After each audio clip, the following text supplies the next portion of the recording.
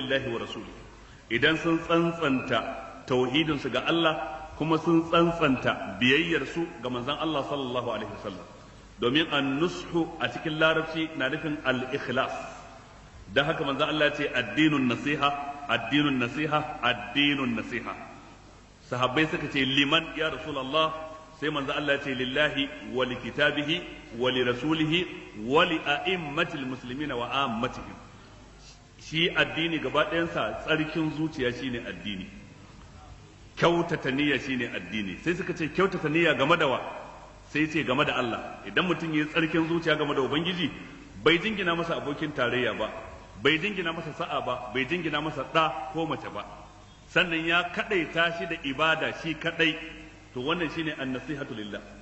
Amma an-nasiha li rasulillah tsantsanta biyayyar ka ga manzon Allah. Wa ma atakumur rasulu fakuzuhu wa ma nahakum anhu fantahu. Duk abin da aka ce wane ya ce, su wane sun ce, su wane sun aikata, kai ba za a ruɗe ka da yawan su ko kuma karancin adadin su ba, kai dai kana so su samu shaida daga bakin manzon Allah shine yace kafin su ce. In abin nan da su wane da wane suka ce manzon Allah ya bada shaida akan sa, to sai kai biyayya, dan kai kana tsantsanta biyayyar ka ne ga manzon Allah. Ibada ta Allah ce shi kadai, biyayya manzon Allah sallallahu alaihi wa alihi wasallam shi kadai zai bayanin yadda za a bi Allah, banda manzon Allah ba wanda ya isa bayanin yadda za a bi Allah.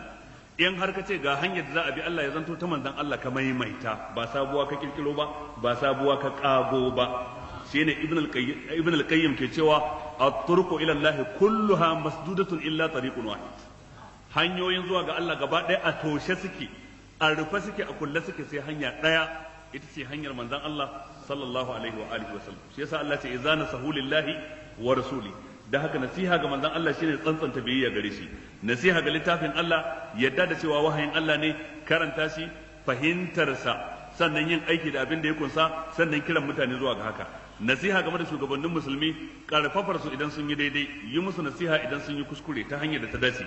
Sannan kuma nasiha game da sauran talakawa, sauran gama garin musulmi, shine ka tsarewa kowane musulmi jininsa. Ba za ka zubar masa da jininsa ba ta hanyar duka, ta hanyar sauka, ta hanyar sara, ta hanyar kisa, ta hanyar yi masa lahani. Sannan ka tsare masa dukiyarsa, ba za ka masa sata ba, ba za ka masa yankan aljihu ba, ba za ka yi masa algushu ba, ba za ka yi masa magudi ba, ba za ka yi masa kwace ba. Sannan kuma ka tsare masa mutuncinsa, kada ka yi masa kage, ka siffanta shi da siffa da za ta kaskantar da